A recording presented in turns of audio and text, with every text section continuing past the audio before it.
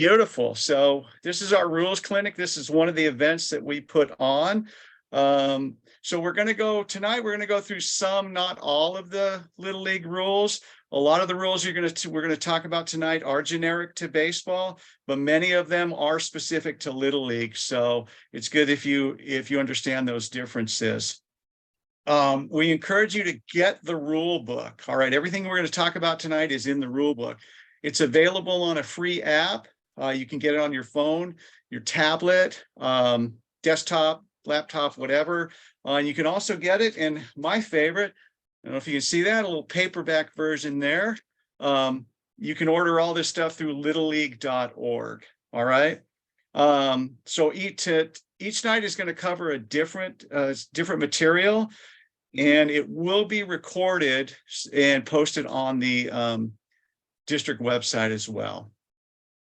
So next slide, please, Dave. So another thing that we do is the mechanics clinic. That's an in-person. We do that. On the small diamond. This year it's scheduled at La Mesa National Little League for this Sunday. You can see the information there. You should have gotten a flyer already. Most of you should have gotten a flyer already about that. Some more information will go out.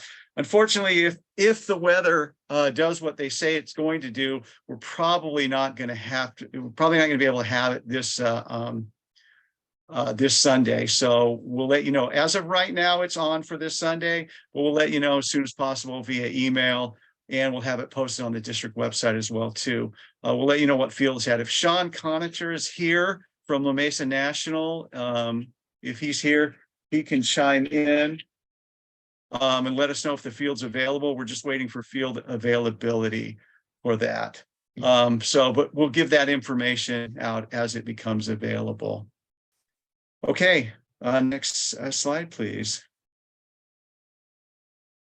So this is what we're going to talk about. Sometimes there's going to be some significant updates for 2023. And we're just kind of scratching the surface of the rules here. We're not going to get into any great detail. Some of the slides we're going to kind of move through fairly quickly. And others we're going to spend a little bit more time on. Next slide, please. So we got Q&A tonight. If you have any questions, please use the chat function. John Evans is going to moderate that. Okay. There'll be time after each section where we will try to answer all the questions. But if we're short on time, you can either email me the questions and I'll answer them as we get to them, or you can always contact us sometime during the year. Anytime during the year. All of our information is on the district website. So if you have any questions at all that comes out throughout the year, I'll be happy to answer them. Email is best, but if you need a quicker response, you can always call me or call someone on staff. There's 10 of us, and anyone can usually answer a question. Okay. Anyway, sit back, grab your favorite beverage, adult or otherwise, and let's hope you get some helpful information tonight. So the rule book is broken up into a few different sections. So the first part of it is some regulations. Those are in Roman numerals. The next section is in sections 1 through 9 about most of the rules. And then the following section after that will be the rules specific to the tournament. Okay. So we'll talk about, let's get right into it. We'll go into rule 1, and that is the bat.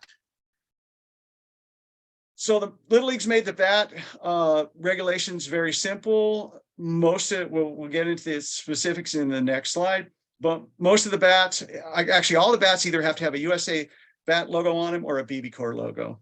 Non-wood bats have to have that logo. Wood bats do not, unless there's some sort of composite wood. And they have to be dimensionally correct with certain sizes. A couple things to note here: the traditional batting donut is not permissible. That's the round, heavy one made out of lead or steel or whatever. Interestingly enough, we still see a lot of batting donuts around, and that rule has been there for many, many years. So that one is not. You can use the sleeves, but not a batting donut. And a few years ago, maybe 3 or 4 years ago, Little League got rid of pine tar. So pine tar, any adhesive material, is prohibitive. And one thing to note here, there's a difference between damaged equipment and illegal equipment, and we'll talk about that later. Illegal equipment has a penalty, damaged equipment does not. All right, next slide. This is the bat. These are the bat regulations. These have been around for a while. Like I said, it's very simple. Majors and below have to have the USA baseball mark and no longer than 33 inches. Intermediate and juniors can either use a USA baseball or a BB core bat. Both have to have the markings, and seniors has to be BB core. So those are the bat requirements, a lot easier now. You just have to remember the non-wood bats have to have a grip tape. Wood bats do not. So that's something that we see sometimes. People get confused about that. You don't need tape on a wood bat. Okay, Dave, next slide, please. These are some of the definitions that you need to be familiar with. This would be section 2. This is an at-bat. Managers and coaches, you need to know this, what constitutes an at-bat, in order for your players to fulfill mandatory play requirements. So you need to know what is an at-bat and what is not an at-bat, and they're listed there on the screen. Most of our leagues use continuous batting order, and we will use that in TOC. And now for this year, for All-Stars, give you a little taste of some of the changes in All-Stars. All-Star rules will be continuous batting order throughout the All-Star tournament in every division. So there will be no more bat 9. So in All-Stars and regular season, if you're using continuous batting order, the mandatory play requirements are 1 at bat and 6 defensive outs, unless your league has enhanced that. Some leagues make mandatory field time a little bit more. But again, you need to know that so you don't have a violation of mandatory play time. Next slide, Dave. So let's talk about the base path. This is kind of a misunderstood rule. When there is no play being made on a runner can pretty much go anywhere he wants. He could run from first base to right field to second base if he wanted to. The base path is different from the baseline, but the runner's base path is made when a tag attempt is being made on the runner. And then from that tag attempt, it has to be a straight line to the base he's trying to acquire. And that base path can change, especially in a rundown, depending on where the tag attempts are or where the fielders are stationed as well too. So again, there's no straight, he doesn't have to run in a straight line as long as there is no play being made on him. Next slide. So a bunt is a batted ball, a batted ball not swung out, but intentionally met with the bat and tapped slowly. So one thing to remember here, this is specific to baseball, particularly Little League baseball. The mere holding of the bat in the strike zone is not an attempted bunt. So you see that sometimes they hold the bat in the strike zone and the pitcher pitches a ball, and that ball is that pitch is not in the strike zone, say it's in the dirt or something like that, and the player never removes his bat, it's still not a strike. So you can hold it in there. Certainly, if the pitch comes across and it is in the strike zone, the umpire calls it a strike, then it's going to be. But he does not have to pull his bat back. You'll see that in Little League softball. That's the rule, but that is not in Little League baseball. Also, wagging the bat is perfectly legal. You'll see that sometimes. There's no rule against that. So it's just one of those things that happens sometimes. Okay, next slide, Dave. So a catch.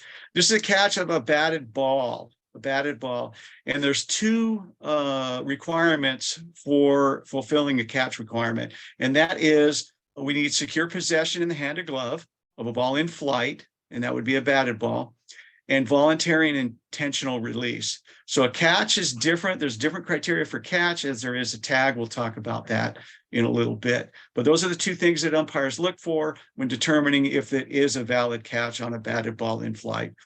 Voluntary and intentional release and secure possession. Those are 2 things we're looking for. And you also have to, if you lose possession prior to demonstrating control, that's not a catch. And deflecting off an offensive player, umpire, or fence, that is considered no longer in flight. It can deflect off a defensive player and still be caught in flight, but not an offensive player, umpire, or fence. Okay, Dave? So fair ball, and this is, believe it or not, the definition of a fair and foul ball is often misunderstood. So we want everyone to get this right. So before first or third base, before on a batted ball, before first or third base, that ball could bound in and out, fair or foul. It only matters where it is touched or settled before first or third base. So if that ball starts in foul, goes fair, and settles in foul, then that's a foul ball. The reverse of that is true. If it starts in foul, goes in fair, goes out of foul, kind of serpentines down the line, it only matters where it settles or is touched by a player. If it hits first or third base on any portion of the bag, that's going to be a fair ball. Bounding balls, in other words, ground balls, have to go over the bag in fair territory, and those would be a fair ball. Past first or third, oh, sorry, Dave, you got a little ahead of me there. Past first or third, on a fly ball, beyond first or third base, it only matters where the ball lands. And this in baseball, it's not like football. It does not matter where the fielder has his feet. So if the fielder has his feet in fair territory and touches the ball where it is over foul territory, that's a foul ball. And the reverse of that is true. If he's in foul territory and touches the ball in fair territory, that ball is going to be fair. So you need to know the definition of a fair or foul ball, because it does, some weird things happen sometimes on the baseball field, as we all know. Okay, next slide. So force play, another kind of misunderstood rule there. A force play is a play in which a runner legally loses the right to occupy a base by reason of the batter becoming a runner. That's the definition of a force play. So runners are forced to advance when the batter runner puts the ball in play and is not put out. So the force situation can be removed during the play. For instance, runner on first, a ground ball to the first baseman. If the first baseman elects to step on first base, that's going to take the force off of R1 going to second base, and you'll have to tag him. Okay, so you have to understand that. So force play is not a retouch appeal. A lot of people think that is a retouch appeal when a runner is leaving early, when he's tagging up, if he left the base early. Sometimes people refer to that as a force play when the ball goes back into the base. For instance, a runner may be leaving third early and tries to run back, doesn't realize the ball has been caught. That is not a force play. That is a retouch appeal play. So force play is only, and we'll talk about a force play a little bit more when we talk about an infield fly, because that comes into play a little bit there as well too.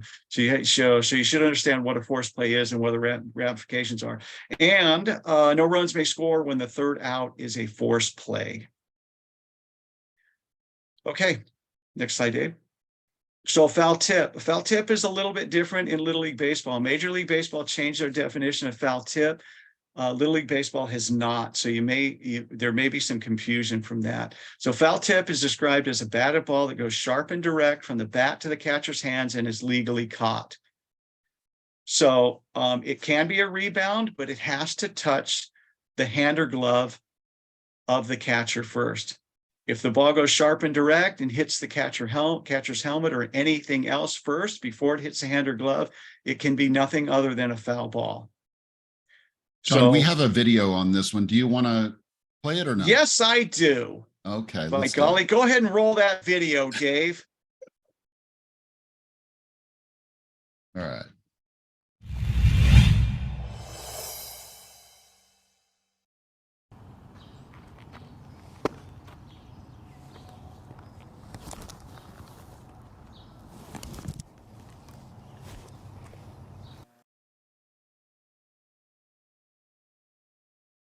So that's the mechanic for a foul tip. It's a ball that goes sharp and direct from the bat right to the catcher's glove. So again, in this play, if the ball would be sharp and direct back to and touch the pitcher's hand or glove first, and then bounce off his uniform, it still could be recovered as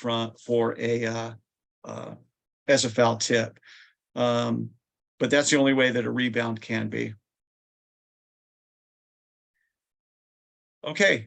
Next, an illegal bat. This is going to be the difference between a legal piece of equipment and a damaged piece of equipment. So legal bat is one that's been altered or doesn't meet the approved play. So in other words, if you had the old, some of you maybe remember the old BPF bat. So if a player was using a BPF bat in a game, that would be an illegal bat because it doesn't make doesn't meet the specifications. A shaved or rolled bat, that would be an illegal bat because that has been altered from the manufacturer specifications. So a legal bat does carry a penalty. And for you managers and coaches, this is important for you guys to know too, because you're responsible for the legality of all equipment, because the equipment may or may not be checked before every one of your games. You don't know that. We're supposed to. We instruct our Little League umpires to do it. Some of you guys that use paid umpires, they typically don't check. And so even if we check the gear and someone brings out an illegal bat or we miss it or something like that, the responsibility is still on you, and there is a penalty for it. So there's a penalty for the illegal bat, and that is you're going to lose an adult base coach, and whatever the player did with the bat is going to be called out. But there is an option that the opposing team manager can take the results of the play. Say if the kid grounds into a double play or something like that, the defensive manager may want to take the result of the play. The penalty is always there, though. You're going to lose the adult base coach. That's always there. And in All-Stars, I can tell you it's a very, very severe penalty. So both the kid and the manager is going to get ejected, and that's going to be an automatic 1-game suspension. So you make sure that you guys are not using illegal bats, okay? But again, what I want to impress upon you is the manager is responsible for it. Even if the umpire misses it, you can't come back and say, well, you checked all the gear. It's not how it works. Okay. John, I'm just going to repeat for the crowd, since we had some late arrivals. If you have any questions, please post them in chat. We're going to stop periodically at the end of each significant section, and then we'll have Q&A at that point. So we probably won't be pausing to answer questions in the middle of the slides, but we will get to you. You will not be forgotten. You will not. We will remember. Okay, this is a batted ball in flight. This determines what considers batted ball in flight is a batted thrown or pitched ball, which has not yet touched the ground or some other object other than a fielder. A ball can still be considered in flight if it deflects off a defensive player. So it could deflect off one defensive player and be caught by another, or deflected off a defensive player and caught by that same player. The ball is live. And most of you probably seen the Jose Canseco one. There was also another one recently too about the ball bouncing off the top of his head as an outfielder and going over the fence. That is considered a ball in flight, and that was correctly ruled a home run. If it touches the field or the fence or anything else like that, an offensive player, it's can no longer be considered in flight. Next slide, Dave. So infield fly, this one often causes a little bit of confusion, and it is called in minors as well too. Yes, your league has a local league. There's no rule that says it can't be called in minors in the rule book. That would have to be an exception, but we call it in all divisions except probably non-competitive minors and T-ball as well. So the thing to remember about an infield fly, the infield fly is when first and second or bases loaded with less than 2 outs, and a fly on the infield that could be caught with ordinary effort by an infielder. Could it have been caught with ordinary effort by an infielder? And that's what's going to determine whether that meets the criteria for infield fly. One thing to note here, on an infield fly, the batter is always out if the ball is fair. On a fair infield fly, the batter is always out. So that means, if you remember the definition of a forced play, that means the forced play is not on, is removed because the batter did not become a runner. He flied out. Another thing to remember too is, could the infield fly be caught by an outfielder? And the answer is yes. If an outfielder is playing shallow and catches that ball, if you determine that an infielder could have caught that with ordinary effort, then that's still an infield fly. And a few years ago, I believe it was in a Cardinals game, major league game, where that came into play. So, so yes, it does not have to be caught by an infielder. An infielder also does not have to catch fly. The infielder can let the ball drop to the ground. There's no rule that says you have to catch a ball. They can't intentionally drop it, but they can let it hit the ground. But regardless, the batter runner is always out. Also, what constitutes ordinary effort? That's going to be different depending on the division or weather. Certainly, the criteria for an infield fly ordinary effort for minors is much less than what it would be for instance, seniors. So you got to take in the level of play and the weather too. Can sometimes come into play on that as well too. John, I've got a question for you. Yes. Could it be an infield fly if it's caught in the outfield grass? Yes, it could be. Remember, you as an umpire have to determine, could it have been caught with ordinary effort by an infielder? And if it could have, doesn't matter who catches it. So it doesn't say that an infielder has to catch it. It only says that could an infielder have caught it with ordinary effort. And also sometimes the infield fly is not called, but the teams are to know the situation. And if there is a mistake on that, if there's an infield fly situation that is not called, we instruct our umpires to correct it. Also, on the converse of that, if there's R1 only and someone calls an infield fly, we instruct our umpires that we need to correct that play as well too.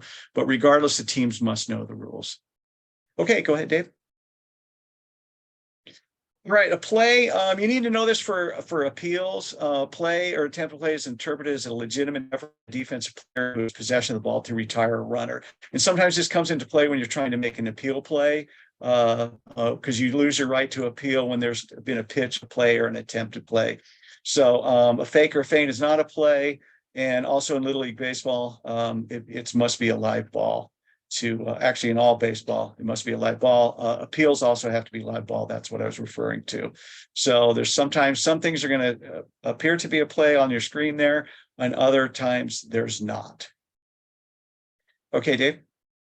The strike zone. Let's talk a little bit about the strike zone. So Little League strike zone is on your screen there. It's the batter's armpits, the top of the knees when the batter's in a natural stance. So we get a lot of questions about the strike zone, how we call it. I can tell you how we teach it. I can tell you that how it's taught at the high school level and all levels, and even at minor league baseball, what's taught. So the important thing to remember is the strike zone is always over the plate, okay? So if you look at the strike zone on the right there, that's the Little League strike zone, the armpits to the top of the knee. That's probably a good zone. Probably, the height of that zone is probably good for minors, but generally speaking, that's probably a little bit high. You typically won't get that pitch called too often. A better zone, what you'll see is more like the strike zone, the MLB official strike zone, up and down. It should be about, a good rule of thumb is under the elbows or at the letters. That's a good rule. And it should be just below the knee, at the hollow of the knee there. That's a good strike zone there, up and down. You might be able to go a little bit higher than the MLB strike zone, but I think the lower portion of that's what we teach at our clinics to call. And that's up and down. But let's talk about in and out. You cannot apply the MLB standard to really any other level, because if you watch even college D1 guys, they're calling pitches off the plate. Everyone does, and even the major leagues call pitches off the plate. So we instruct our umpires to call a ball inside, a ball off the plate inside, and 1 to 2 balls outside. Otherwise, they're just, you're in for a long day. The kids can hit those pitch, and that's what we teach. That's also taught pretty much at the high school level, and I can tell you it's even taught at the minor league baseball level as well too. So don't apply that standard of the MLB strike zone to Little League baseball. This is what we teach our umpires, and that's a good rule of thumb. Is it going to change from umpire to umpire? Of course it is. That's just the way it goes. But I can tell you that's what we teach. Okay, next slide. So a tag is different than a catch. So the tag, you need secure possession. I don't need voluntary release on a tag. And that's a tag is either physically tagging the runner or tagging the base, tagging the base with your hand, foot, or glove or anything like that. Typically that would be a play at first base. So again, voluntary and intentional release of the ball is not required, but you do have to maintain the judgment throughout the entirety of the tag. So it's a little bit different on tag play. The standard's a little bit different on a tag than a catch. Okay, Dave. Okay, we got through that section. Let's see what's on our agenda, John Evans. What do you got? Some questions here? Well, I saw one question that was answered by Mr. Beal. So I will present a question for you. Okay. And going back to a catch, what is a legal catch? Yes. So you have a fly ball, hits the heel of the glove, and then bounces up against the player's chest, and he gets the glove up against the chest to get the ball back in the glove. Would that be considered a catch? So in that situation, we answer that question with not yet. So if he's trapping it between his body and his glove, that's not considered a legal catch. If it's trapped between his armpit, that's not considered a legal catch. But he can hold it there, but as soon as he grabs it, either it puts it in his glove or grabs it in his non-glove hand, then that's going to fulfill the requirements of a catch, and we'll rule that as a catch. So, but in that situation there, that's kind of a not yet. Okay. And all John, right. Let's go ahead and restate those questions, even if they've been answered in chat, because not everyone has a good view of chat on mobile devices, especially. Okay, so the first question was, how would we know if the bat has been shaved? That's a good question. You really wouldn't unless you see that maybe the end cap has been tampered with, or sometimes on those bats that have been shaved or rolled during play, the end cap flies off and then you can see some particles or something in there. So it's very difficult to determine, but if the end cap looks like it's been altered or it flies off, that could be an indication. But in order to make that call, you're going to have to be pretty darn sure. So that's a difficult one. That's just in the rules there, but it's kind of a difficult one to enforce because without any concrete proof, it's a little hard to tell on that one. Okay, and last question that just came in is strike zone armpits to the top of the knee applied by height of the player? Yes. So it is, if you go back to the slide, we won't go back to the slide, but the height of the, there it is. So it's the player in his natural hitting stance. So that's what's kind of going to determine where the elbows are and where the knees are. So yes, up and down does change depending on the height of the player. In and out does not. John, do you remember the Little League All-Stars, International All-Stars game with Chicken Little? I do not. I think we need to go look at that. Do we have a couple seconds? We can take a detour. Sure. Or you can look at, I think it's the Savannah Bananas. They're a minor league, independent minor league. Oh, there it is. So that was his natural batting stance when he stepped into the box. Yeah. So if he stays there and happens to swing at a pitch in that stance, then that would be his natural batting stance. But if he stands up when he swings, then obviously that's not his natural batting stance. But yes, so you have to be careful about that too. If you're unsure about that, sometimes you can, they'll take a warm-up swing and you can kind of gauge that. But that's kind of the extreme of that. Most players don't do that or try to get away with, but some of them try to crouch down a little bit. But you just call it as umpires, we just instruct them to call them how you see it. Any other questions, John Evans? Nope, that was it. All right, moving right along. I believe we're into obstruction now, interference, obstruction. If you look at this slide here, if you remember this, this was the obstruction call in the World Series. And that ended the game. That runner ended up being awarded home plate, and that ended the game. A lot of you may have remembered that was obstruction. That was textbook obstruction, the way it was called by the umpires, and it was the right call. And I see someone, I see someone in the chat early on said something about that infield fly in the playoff. They didn't like that. That was a bad call. I'm gonna disagree. I think that was a good call on that one. But anyway, so there's a couple things. There's a difference between obstruction and interference. We teach our umpires the difference, and especially managers and coaches, you need to know the difference as well too, particularly when you come out and want to question a potential obstruction or interference call. So the offense has a right to the baseline on a thrown ball. So the runner has a right to the baseline on a thrown ball. Okay. The definition of obstruction in Little League does not have the caveat like in Major League Baseball in the act of fielding a thrown ball.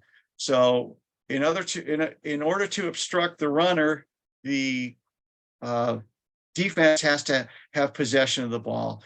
We'll talk about that in a little bit. But the offense has a right to the baseline on a thrown ball. Conversely, the defense has the right to the baseline on a batted ball. So typically, the defense will obstruct the runner from achieving his or her objective, and the runner will interfere with the defense trying to field the batted ball. But you need to know the distinction between the criteria for a thrown ball versus a batted ball. And we'll talk about that. Next slide, Dave. And we'll probably spend a little bit of time on this. It's a little bit confusing, but this is interference or obstruction is one of the harder calls for umpires to make, and is also one that is quite often missed because it's not something that you see all that often, and it takes a little practice to know what to do. But it does happen, and we'll explain some of the more common scenarios regarding interference on obstruction. In this case, this is all these are examples of interference. We have offensive interference. You have coaches interference. We'll talk about that. There's defensive interference, umpire interference, where there's only two conditions you can have umpire interference, and you can have spectator interference as well. So those are the different types of interference. Also, there's runner's lane violation. So unfortunately, many of our fields don't have the runner's lane chalked, but it still is a rule there. So the runner's lane violation on the 60-foot diamond is the last 30 feet. The runner's lanes are always cut in half. On this big diamond, it's 45 feet, but the runner's lane starts at 30 feet. You have to run entirely, the player has to run entirely in the runner's lane in order to be protected from a throw. Now, mind you, runner's lane violation is only going to come into play on a ball that is fielded in the vicinity of home plate. You're not going to get it on a throw from any of the fielders in their normal positions. It's any ball that's going to be around home plate, like typically a bunt or a little squib or something like that. So regarding that, sometimes the third baseman could field the ball if he's crashing on a bunt, and he could be subject to participating in some runner's lane violation. The important thing to note is there's two criteria for that. The ball must be thrown. It's got to be quality throw, and it must be catchable. If it's airmailed over his head, it doesn't matter where the runner's was. The idea behind the rule is the interference protects the fielder. Okay, so it's protecting the first baseman from trying to from catching the ball. So that's what we're trying to protect on runner's lane violation. Okay, so you're allowed to exit the lane the last step and a half, because obviously the first base, unless you're using a double first base, which I don't believe anybody does, unless you're using that, the first base is in fair territory. So he's allowed to exit the lane to touch the base, the last step or two coming there. But he has to run inside the lane, starting at the 30-foot line. You cannot run 50 feet up the line, be outside of the runner's lane, and then jump back in the runner's lane at the last second and regain your protection. It doesn't work that way. So being on the lines is considered inside the box or inside the runner's lane, and anything outside of that is not considered. So you got to have a quality throw. It does not have to hit the runner. It just has to, if they've interfered in any way, then we're going to call the runner's lane violation. So, but unfortunately, most of the fields are not chalked with the runner's lane, so that's probably a call that you're not going to see too often. But it is there, and I've called it. So anyway, it does happen. John, we have a video. Let's show that video, by golly. All right, let's do it. Get this situated here. This video shows a violation of Rule 6.05, paragraph J, or a runner's lane violation. Notice that the batter runner has reached the point where the runner's lane begins. The batter runner is clearly outside of the lane. The catcher's throw strikes the batter runner. The umpire immediately calls time, rules the batter runner out for interference. Time! That's interference! 30! You're out! The ball is dead, and no other runners may advance. In order to make this call, all of the following must be present. 1. A marked runner's lane. 2. The throw comes from behind the batter runner. 3. The defense must throw the ball. And 4. It must be a reasonably catchable throw. It is the ability of the defense to catch the throw that is being interfered with, not the throw itself. For more. So, John, it's interesting that one in that video, they're saying it has to be marked for you to call it. But is that true? No, I wouldn't. Clearly, if there's a foul line, it's going to be hard to call it if they're in foul territory, if you don't have that line marked. But if there's a foul line marked and they're clearly inside of it, you got to get that call. So I don't agree with. So that's not something that we would instruct our umpires. So again, outside, you're going to have to judge. You're going to have to give a little bit of the benefit of the doubt. But typically, if they're running in foul territory really wide, the only time that would come into play is maybe on a drop third strike or pass ball or something like that, where that throw would be coming kind of in that lane. So, and it's too bad. I was hoping that video was my senior regional when I called that against Hawaii, but it wasn't, darn it. So, oh well. Okay. So anyway, but that's a good video, and that does explain runner's lane violation. You do see that sometime. Okay, interference by a runner. So it's interference by a batter or runner when any batter or runner who has just been retired hinders or impedes any following play being made on a runner. Such runner shall be declared out for the interference of a teammate. So this is typically, you'll see this on the front end of a double play. In Little League Baseball, the runner, you must slide legally. The runner must be able to reach the base with a hand or foot and cannot slide beyond the base and make contact with the runner. They can slide beyond the base, or excuse me, the fielder, but the runner cannot slide through the base and make contact with the fielder. So that's a little bit misunderstood. Some people think, well, they can't slide through it. Well, there's nobody's there and they didn't interfere, but they have to be able to reach it. So managers and coaches, I just would encourage you just to instruct your fielders to, slide legally into the bag. That's the best way, because on this one, you can get the 2-for-1 special. If he's interfered, he's going to be out regardless if he was safe or out on that play. And then by rule, you're going to get the batter runner out as well too. So that's going to be a double play. So, but also important to note on that one, there is no must slide rule in Little League. We'll talk about that in a different slide, but there is no must slide rule, but you can't interfere. So you can't use that as a crutch saying he doesn't have to slide. Well, it's true, he doesn't have to slide, but he also can't interfere as well too. So if he goes in standing up and runs into the runner, or excuse me, the fielder, that's going to be interference. Okay, next slide. So interference by the runner. So this is, so two things here. So the runner can interfere if he interferes with the fielder trying to field the ball. So if the fielder's trying to field the ball and the runner impedes him, there does not have to be contact for a runner to interfere with a fielder fielding a ball. Sometimes you'll see that where a runner will maybe time his jump over the ball in front of the second baseman or something like that. Generally speaking, that's going to be a violation.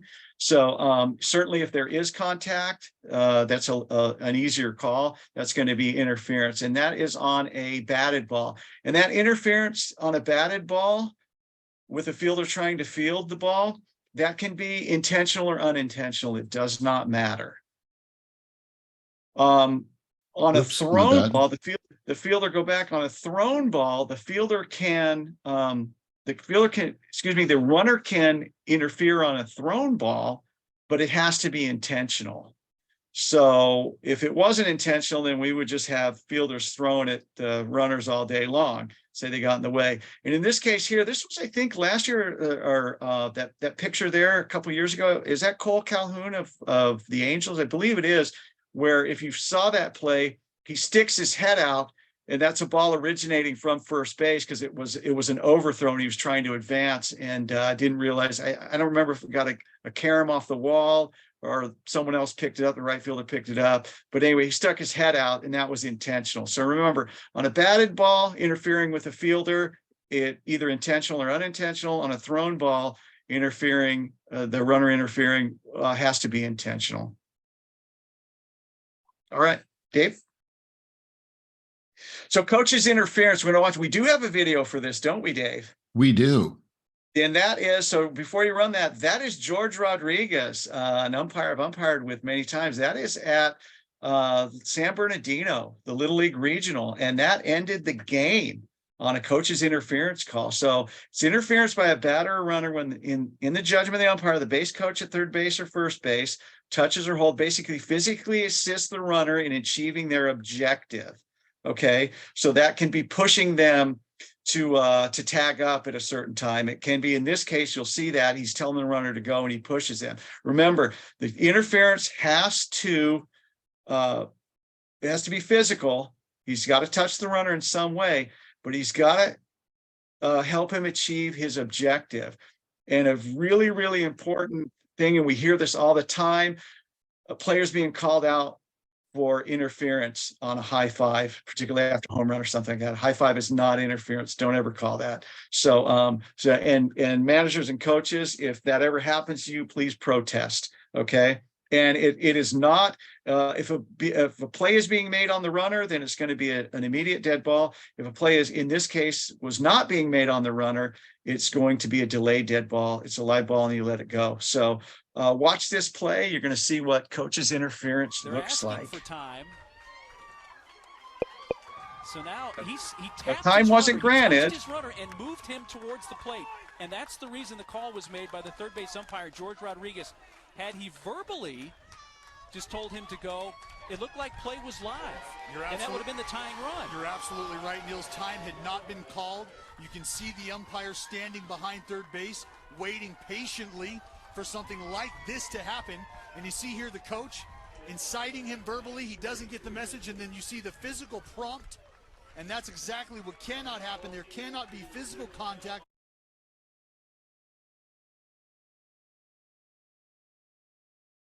So that was the right call. Go back to the other screen, Dave. Yep. The previous screen. That was the right call. You can see what happened. He did physically assist the runner achieving his objective. And remember, they said their time wasn't called. No, time wasn't granted. So the umpires did not call time. So they let the play go, and the umpires didn't call time. In that case, it's a delayed dead ball, but that also ended the game. That was the game ender right there. And, the coach realized what he had done after the fact. He tried to get out of it, but clearly that's a pretty gutsy call, especially in that situation there. That's a regional game. One of these teams, or in whatever division they're in or regional they're in, is potentially going to the Little League World Series. So that was a big call by George. Okay.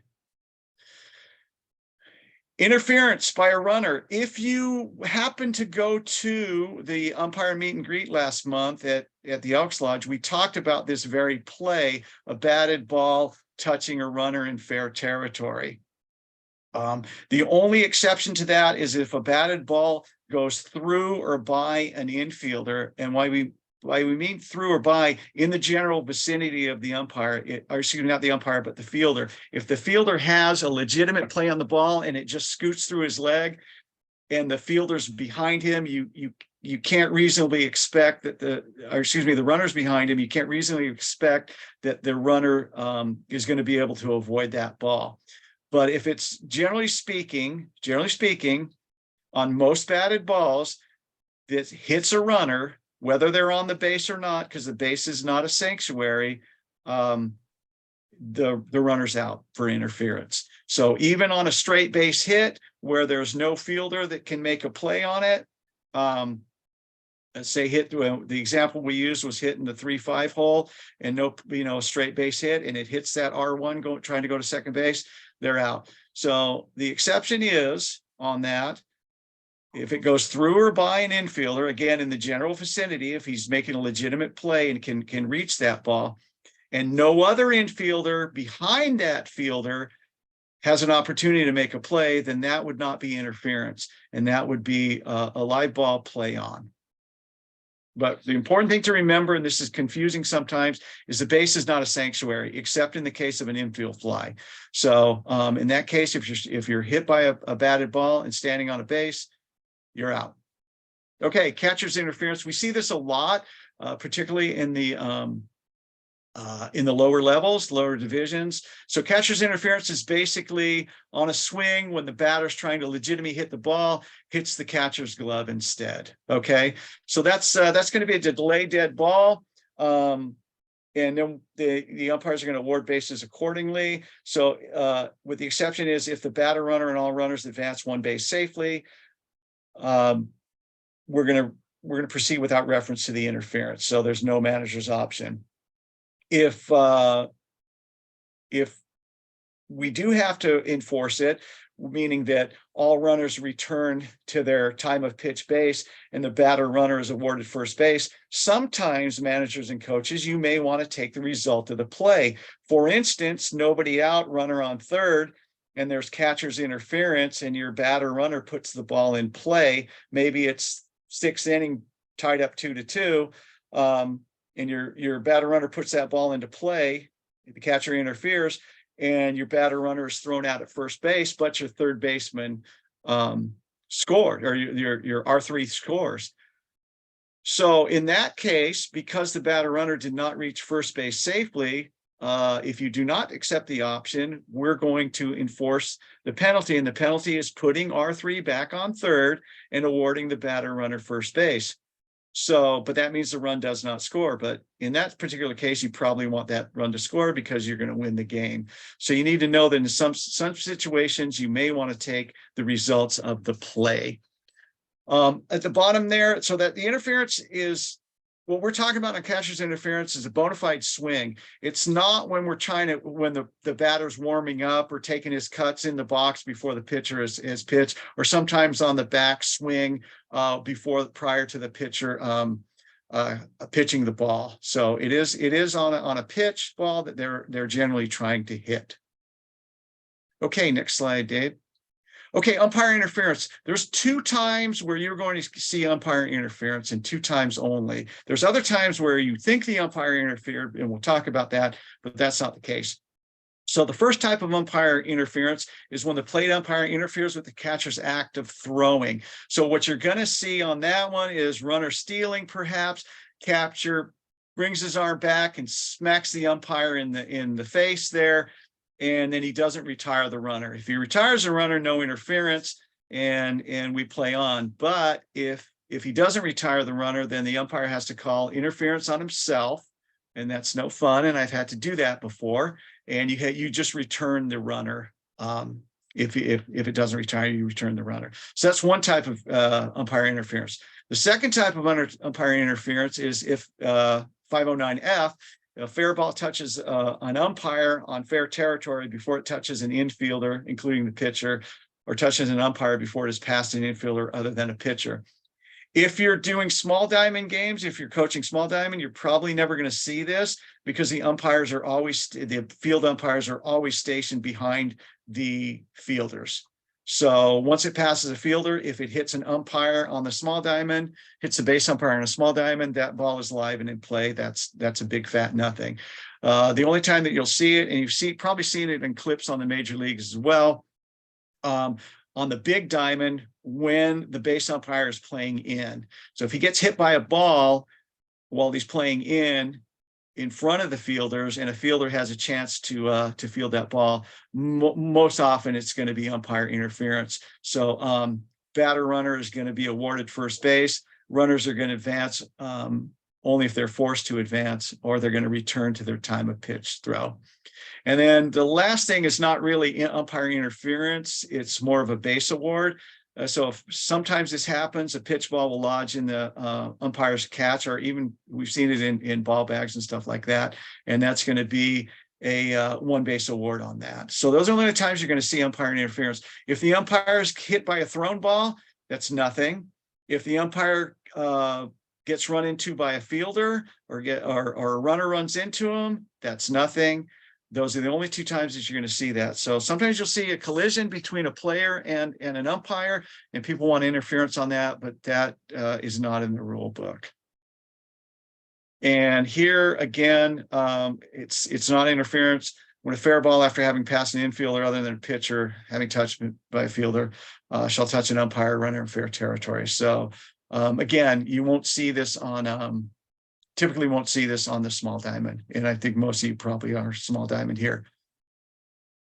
Okay. Obstruction. So this is another one that we'll talk about a little bit. You're going to see you see this sometimes, and there are some obvious ones. So, but obstruction is the active fielder who, while not in possession of the ball, this is very important, while not in possession of the ball, impedes the progress of any runner. Okay, and that's while not in possession of the ball. We're talking about a thrown ball. We're talking about a thrown ball. So you'll see this a lot. It plays at home plate, where the catcher is moving into the baseline prior to having the ball, and there's a collision, or there doesn't have to be contact for obstruction, but sometimes there'll be a collision before the catcher has the ball, or he'll make the runner alter his course to the plate. So that's going to be obstruction. And again, this is different than Major League Baseball. This is where a lot of people get confused. Major League Baseball has the caveat of in the act of fielding in their definition of obstruction.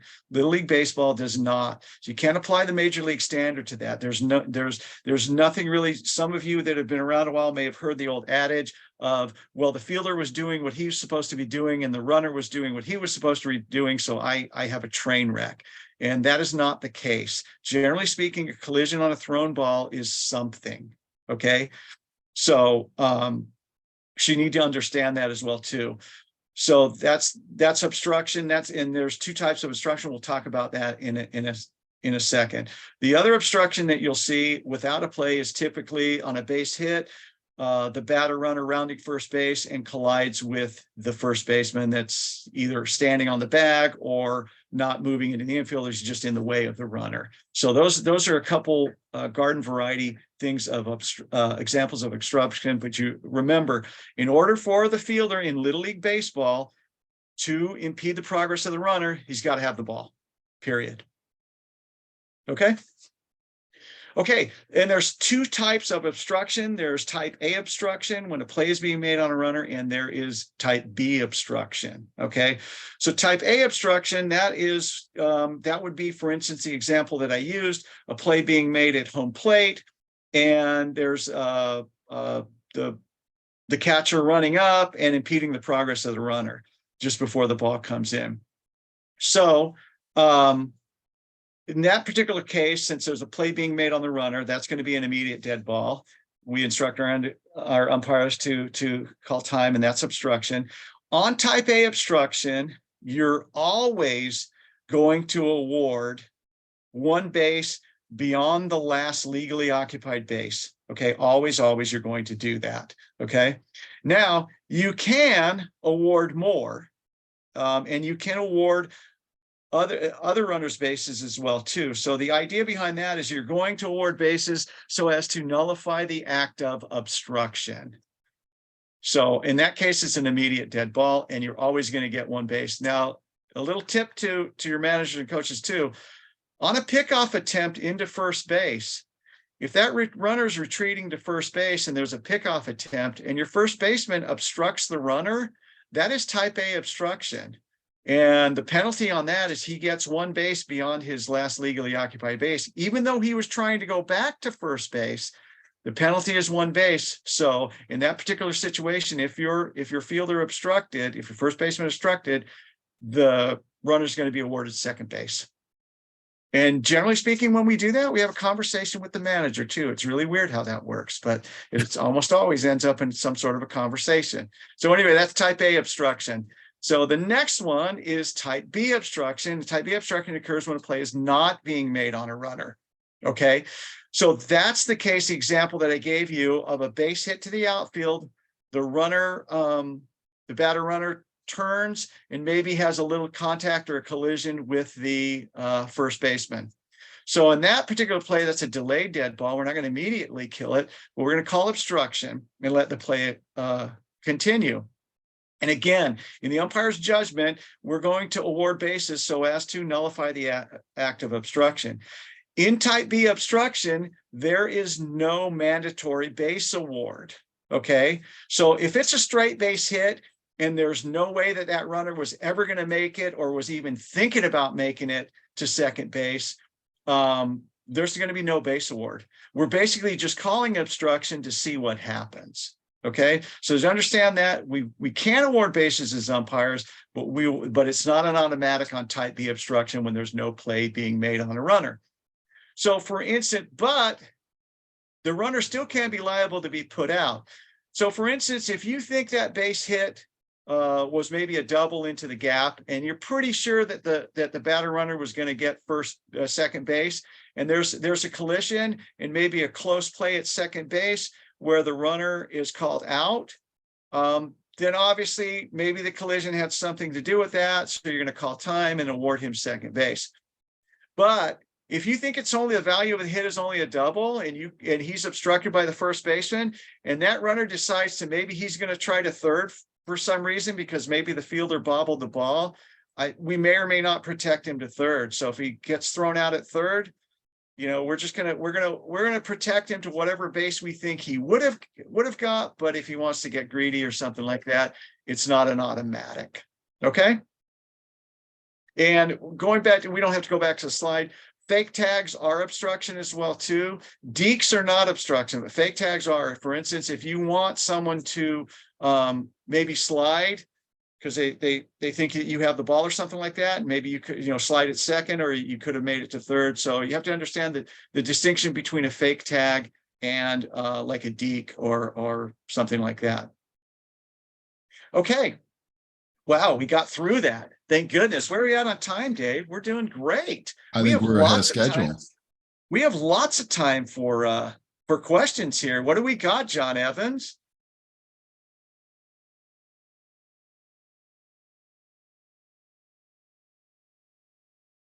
John, you're muted.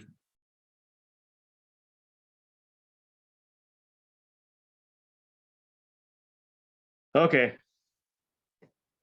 Here we go. Try this again. Okay, a few good ones this time. First one, in offensive interference, what constitutes confusing a fielder? Okay, that's a good question. So typically what you'll do see that on offensive interference, where you'll have the field, maybe the runner maybe standing in front of, running and then stopping in front of maybe the second baseman and kind of do a deke move back and forth before the ball comes. So that would be an example of trying to confuse the runner because he can't see the ball, so you're purposely doing that.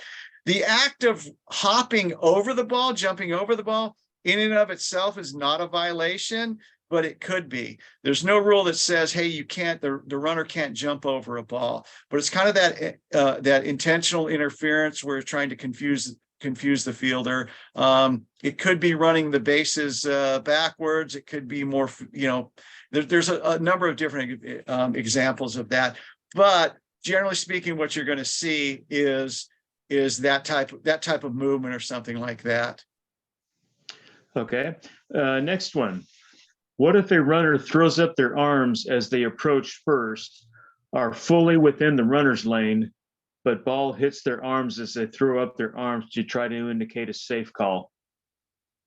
Okay, that's another really good question. So remember the criteria for interfering with a batted ball, or excuse me, a thrown ball. Interfering with a thrown ball, it must be intentional. Okay. So if they intentionally put their arms up and waving in an unnatural motion, nobody really does that when they're running. Whether the ball hits them or not, that's going to be interference. And it can be true of that as well, too, not just in the runner's lane. It can be running the base pass on any other time. If they're throwing their hands up, remember, on a thrown ball, it has to be intentional to call that interference. On a batted ball, it's either intentional or unintentional. But very good question. Yes, I got two more as of now. Next one, is obstruction called if the fielder is not blocking the base runner, but is feinting, preparing to receive a thrown ball as to apply a tag? Would that be a fake tag? That could be a fake tag. That could be. What you're looking for as an umpire is you don't want the fielder forcing the runner to do something that they didn't want to do. Typically when you'll see that play of a fake tag is on an extra base hit, where sometimes the fielder won't know the batter runner will be going into second, and he may or may not have picked up the ball yet and won't know where it's at. And either the second baseman or the shortstop gets down there like they're going to make a tag, and then he slides into the base instead of maybe his objective was trying to go to third.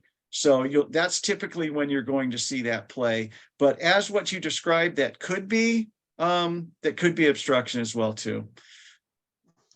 Okay, and last one. Or no, I'm sorry, two more.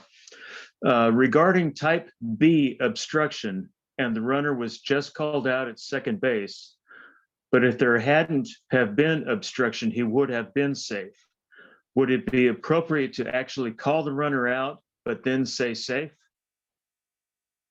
Okay, that's another really good question. So on type B obstruction, we are going to leave the ball live, correct? So as an umpire, the proper mechanics on that is, he's sliding in. So he was obstructed. For instance, he was obstructed by the first baseman, close play at second base, and you as the umpire determine that he's out. The proper mechanics on that is to call time. So you just call it, instead of calling it out, because you don't want to call out and then try to call safe again. So you're just going to throw your hands up, call time very emphatically, and then you're going to point at the first baseman. You're going to say, I've got obstruction on the first baseman, and you, second base, you're going to award the batter runner second base. That's how you do that. So that's a good question. Yeah, you don't call out and then safe again, just call time and award bases accordingly. Okay, and the last one. Player on third comes home on a wild pitch. Batter stays in the box on one knee or simply standing out of the base path and clearly in the batter's box. The catcher gathers the ball and throws the ball toward the plate and hits the batter. Is this interference on the batter? Okay, so in that situation, it could be interference on that. The rule states that if the batter has time to vacate the box, then they should do so. But sometimes they don't have time. Maybe you've got them stealing on a pitch, and the batter has a right to stay in the box and to strike at that pitch if he so desires. So in that particular case, he's probably not going to be guilty of interference. In what you've described, if it's a wild pitch and that ball is rolled back to the backstop, generally speaking, the batter in the box needs to vacate. Okay, and so in that case, yes. Also, to kind of elaborate a little bit more, because we have time, fortunately, and if you have more questions about anything at all, now's the time to answer it, because we've got a little bit of time. We're doing pretty well. So Anyway, also what you see sometimes is a pickoff throw. A pickoff throw, and you can have batter interference on a pickoff throw. So generally speaking, on a pickoff throw, either to third or second base, it's always best if the batter runner kind of stands in the box, because the rule says that if he makes any movement not associated with the natural swing, he could be guilty of interfering. So stepping over the plate, or swing, or taking a step back or something like that, get in the way of the maybe a right-handed batter taking a step back, get in the way of the catcher trying to pick off someone stealing on third base. So those are some examples where you can stay in the box, but on your play as described, probably have interference on that, particularly if he's on one knee. I mean, there's no reason for that. But remember, it kind of depends on the situation and how much time the runner, in other words, the batter runner just can't disappear. In some plays, unfortunately, the rule book says that you have to disappear. But in this case, you're going to have to kind of, it depends on the situation. So more than likely on that play, interference, but in some situations, maybe not. Okay. Let's see. Robinair said there was a question at a time that I don't see it. So Robinair, do you want to present the question you're referring to? Because I do not see it. Sure. I see a question from Nate. 7.09, if at time of hitting the runner, the ball is dead and the runner has not yet reached first base, does the batter take first? Okay, I'm sorry. I was reading another question. So go ahead. So repeat that, please. So I see a question from Nate. 7.09, if at time of hitting the runner, the ball is dead and the runner has not yet reached first base, does the batter take first?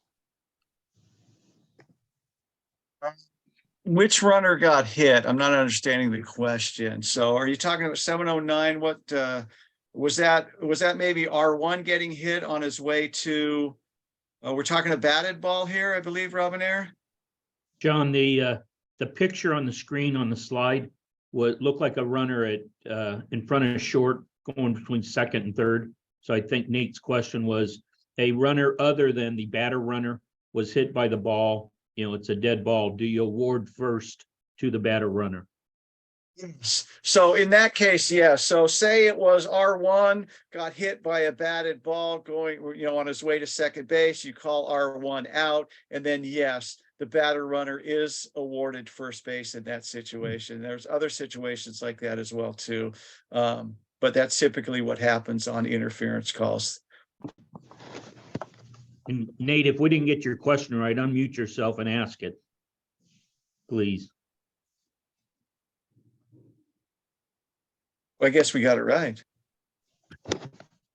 I hope. Any other questions? Anything at all? Yeah, it is a first. anything at all? Any other questions we got there in the chat room? Did we answer everything? That is all of them. Beautiful. Well, thank you guys for the questions. We appreciate that. Thank you for engaging. So that is it on my part of the presentation. I'm going to turn it over. You're probably sick of listening to me. I'm sick of listening to myself. I'm going to turn it over to Dave Graham, and he's going to start taking on the runner. After they've heard me drone on and off, they're going to pray to have you back. So first slide in this section is when the base is occupied by two runners. And it's always a very confusing affair when this happens. So the important thing to remember is that the preceding runner always is entitled to the base unless there's a force play. So if the preceding runner is forced to advance and doesn't, and both of them are tagged, the preceding runner is out. If there is no force, then it would be the trailing runner, or the following runner, I believe is their language. It's important that they tag both of those players, and it's important for the umpire to point and indicate which runner is actually out. You don't want to have a scenario where you make it ambiguous and the runner who was actually safe comes off the bag and then gets tagged out. And now there's a double play because you weren't clear on who was the one that was out. Now, I want to spend a little bit of time talking about lodged balls. there is no distinction between a ball thrown completely out of play versus a ball that is lodged. So if a ball hits a backstop and bounces back in, it's not lodged. If a ball hits the bottom of a backstop and sticks there, even if the fielder could run over and grab the ball, that is a lodged ball. It is determined that the award is determined exactly the same way in a lodged ball as a ball thrown completely out of play. We have a saying that we like to, in order to keep it straight, how many bases get awarded, there's a saying that the umpires remember, 1 from the rubber, 2 from the field, which is to say that if a pitcher throws a ball out of play, then it's a 1 base award. Now that could be, again, a ball out of play or lodged. I had one really crazy scenario where there was a big PVC pipe that we rolled up the pitcher's mound, and it was left near the backstop, and a pitch ball actually hit off the edge and went into the pipe. And we didn't learn our lesson. We didn't move the pipe, and the very next pitch went exactly in the same place, right inside the pipe. So that is a 1 base award from the rubber. In all other scenarios, it will be a 2 base award if it's the first play by an infielder. Now, I've heard, and I think I've mentioned in the past incorrectly, that it's the first touch by an infielder, but it's not the first touch. It is a first play by an infielder. Any other scenario, or let me back up and say that the time that the award is based on is the time of pitch if it's the first place by an infielder. On any other play, it's at the time of throw. Now, there's one exception to that, and that's covered in the approved ruling. I honestly can't imagine this ever happening. And now that I've said that, it probably will happen on my next game. But if all of the runners advance at least 1 base, then it's going to be time of throw, even if it's the first play by an infielder.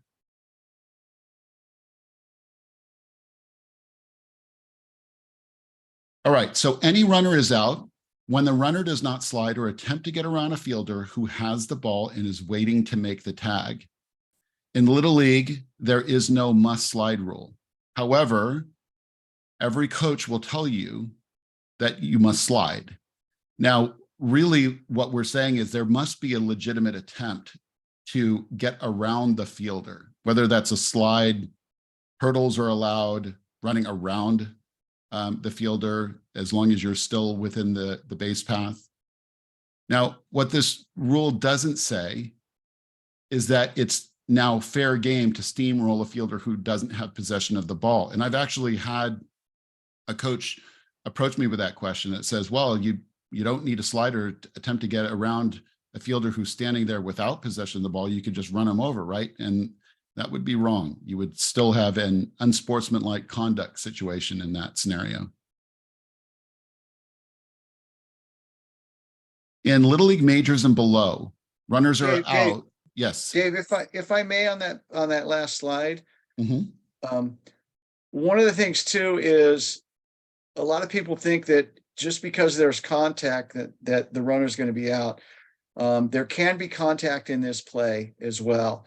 So the rule says it does not slide or attempt to get around a fielder. So the act of having contact is not necessarily an automatic out in this situation. That's one of the things that I've noticed that is a little confusing on coaches' parts as well too.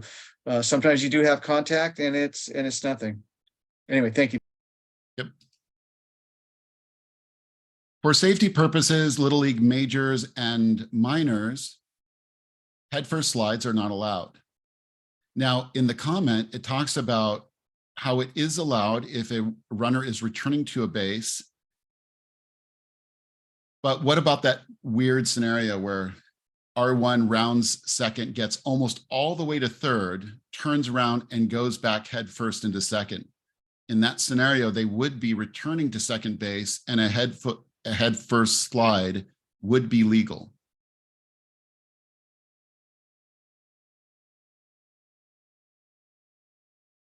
So this says the title is runner appeals, but it's basically a runner who is out on appeal. No runner may return to touch a missed base after a following runner has scored. And when the ball is dead, no runner may return to touch a missed base after touching an advanced base. Now, it's important to understand that there could be fourth out considerations here.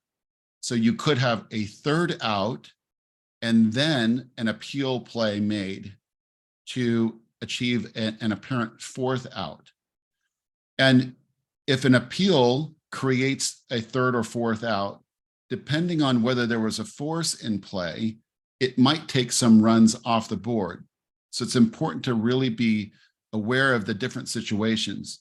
I feel like, John, there may be something I'm missing on here. So if there's something you'd like to add, feel free to chime in. No, not really. You have to understand the order of appeals sometimes as well too.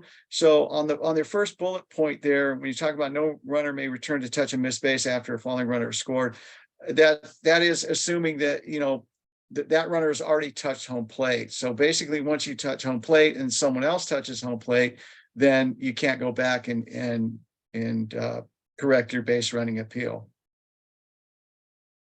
But I think you got it, Dave. Okay, thank you. This one was a challenge. We added this slide late, and this is the reason for the challenge in fitting this into a PowerPoint slide is that this is one of the longest rules in the entire rule book. It comes complete with a series of different exceptions, but there are some really basic principles when determining if a runner left early had an impact on the play. So let's just say in scenario A that the batter doesn't hit the ball. If the runner leaves early and is put out, the outs stand. If the runner leaves early and there was no out made, then they return to their original base. That's the easiest scenario. But it gets a little bit more complicated when the batter hits the ball. So again, any outs stand and the runners return to the original bases. But what happens when they cannot return to their original base? So they go back to the unoccupied base nearest the one that was left. So this is the kind of basic rule that you use to solve these problems is back them up as far as you can go back to their original base. And in most scenarios, that's going to be the right call. Now we'll get into a little bit of the nuance around B. The batter must not advance beyond first base on a single or error. So if they hit a single and there was an error, a fielding error that allowed them to go to second and any base runner left early, then that batter runner will be held at first.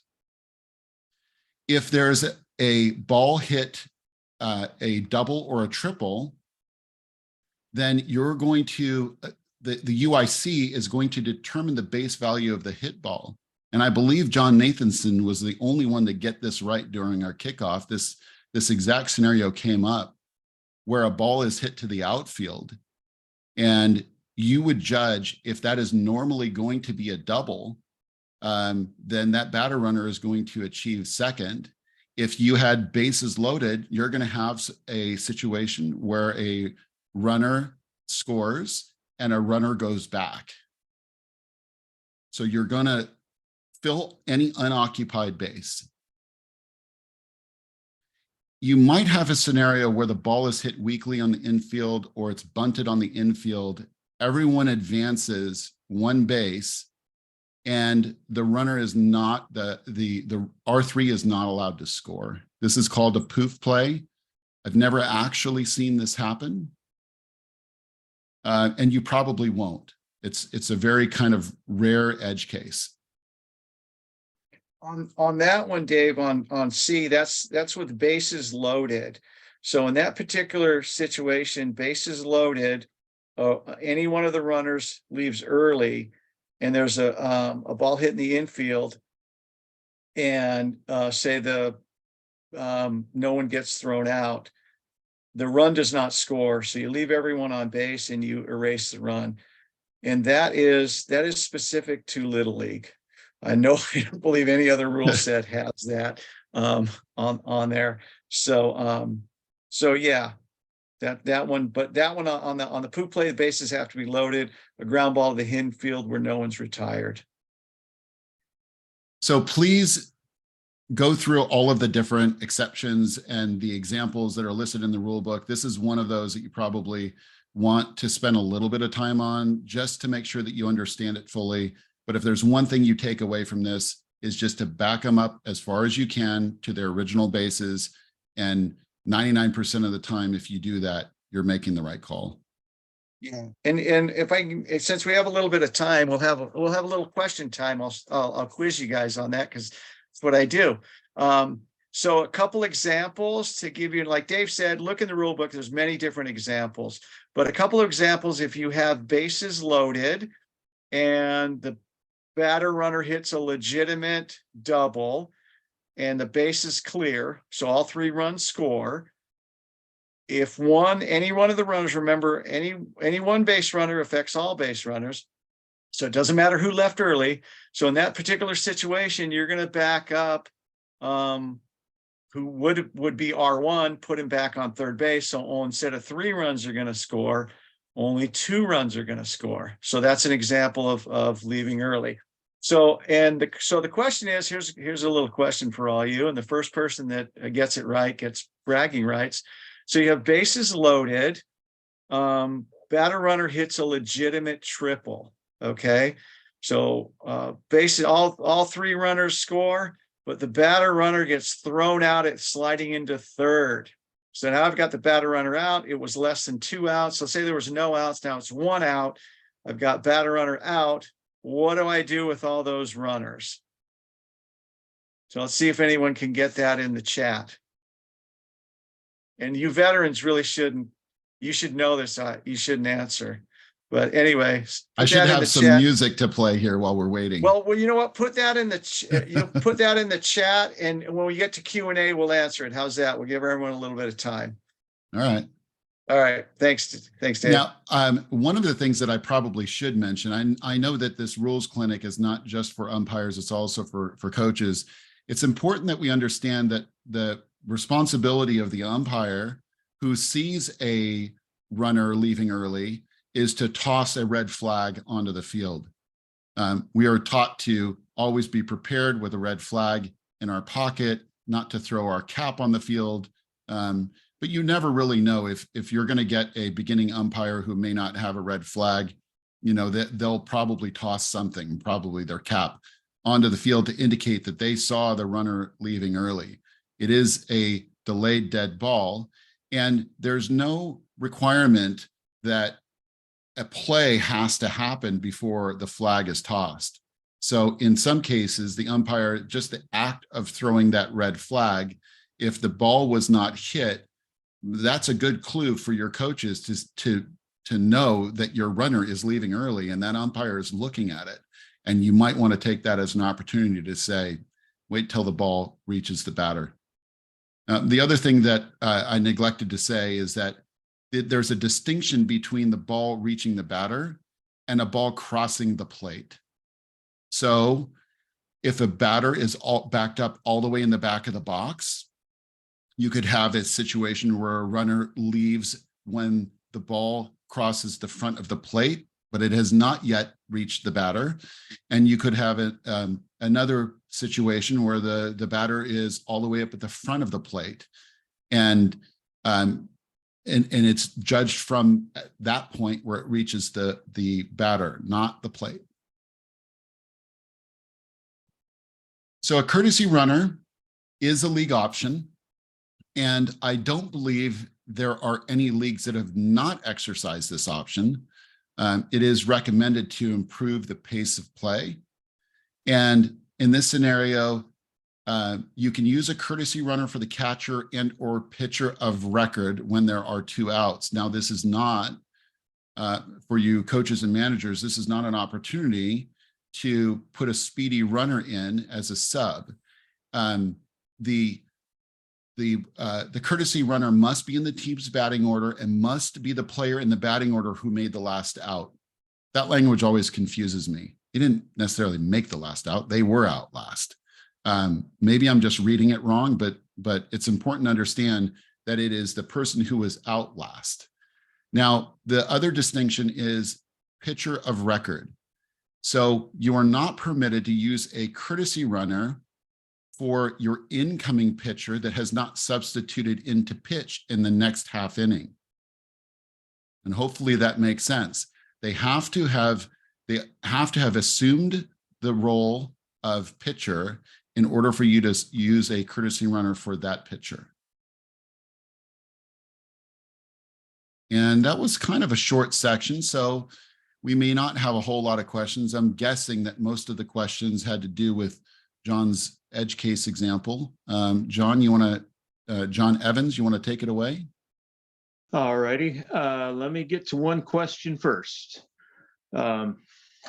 Is a runner allowed to jump over a fielder who has the ball and is waiting to make tag? And John, you have kind of a bad connection here, but go ahead. I'll read that, Dave. I've got it up here. So yeah, John, you got a little bit of a connection problem there. So I'll reread the question. The question is a runner allowed to jump over a fielder who has the ball and is waiting to make a tag? And the answer is yes, because remember the rule is if a fielder has the ball and is waiting to make a tag, the runner either has to slide or attempt to get around the fielder. So so that's a legal thing to do, and that is a difference. In high school baseball, you're not allowed to do that. So, but in Little League, yes, you are. And then I want to go back to Dave. That was an excellent point about the runners leaving early. I'm glad you brought that up. The rule says when the ball reaches the batter, so it's a little bit subjective. So it's not when the catcher catches it, it's not when it crosses the plate. So just remember that as well too. Umpires make sure that you're sure the runner left early, and then managers and coaches understand the rule as well too. It's when the ball reaches the batter. So it's a little bit subjective on that. And do we have any? So did anyone answer the question? We have some answers. Okay. All right. Let's try one more question. If you go ahead, John.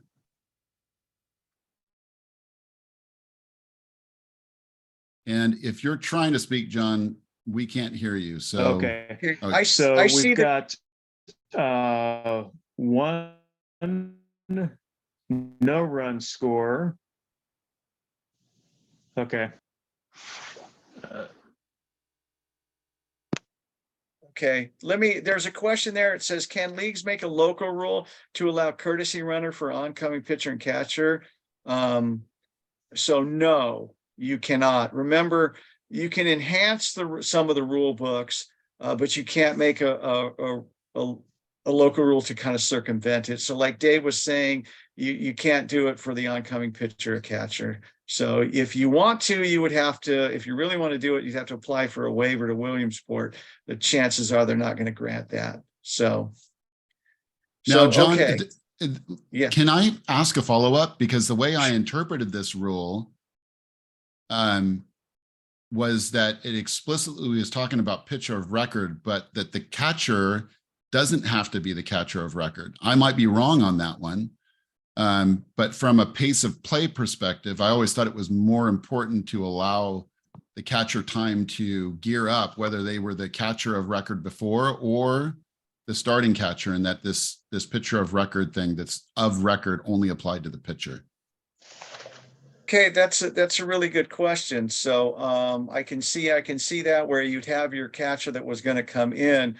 And the short answer is I don't really know. We'll have to get a clarification on that. It probably wouldn't be an issue in your games. I don't imagine that it really would be. But we can that's a really good question, and we can follow up on that. Can you guys hear me? Yep. Yes. Okay, because it does, in the book, it does state a local league may permit a courtesy runner for the catcher and or pitcher of record when there are 2 out. Okay, so that might mean they might be including that pitcher or catcher of record. So it could entail both. I would imagine maybe based on that reading that they're talking about the catcher of record as well too. Sometimes these rules, a lot of the rules, this is interesting. I'm glad someone brought it up because a lot of these rules aren't cut and dry. The rule book states a lot of a number of things, but it's really the interpretation manuals that offer insight into how we should rule on that. So a lot of the stuff that you see has a rule interpretation. Little League has what's called a rule instructional manual, and not for every rule, but for a lot of the rules, they'll give you a little interpretation on that. And every good rule set has it. Little League has one, high school, college, and even the pros have an interpretation manual of that. So yeah. So let's go to my scenario. So the scenario was on the leaving early. She had bases loaded, and then one or any one of the runners left early. The batter runner hits a trip, let's say a triple, and he's at least trying for a triple, and he slides into third base and is thrown out on a close play. So he's out and off the bases. So the question was, what do you do? How many runs score? And in that situation, no run score. You back up all the runners. It's bases loaded again. And if it started with no outs, now you have bases loaded with 1 out. And that's how you fix that leaving early situation. So I see Martine asked about the difference between hit a triple or is trying for a triple. There's no distinction on that. What Dave was talking about is the value of the hit. So in other words, if you think the example that Dave gave you was on a runner making it safely to third when you only thought that he was supposed to get second, then you would put the runner back on second and then back up one of the runs. In this case, the runner's out. So here's the thing. We're not going to penalize the defense for an offensive mistake. So in that case, if you're going to leave him on third or you're going to not back up the runs, you've just let the offense get away with a violation that wasn't the defensive mistake. So that's why in leaving early, the ball is a delayed dead ball, because you're going to give the defense an opportunity to make additional outs. And that's what happened in that play there. He got out, too bad, back up the runners. So that's the case of we can't penalize the defense for a mistake of the offense.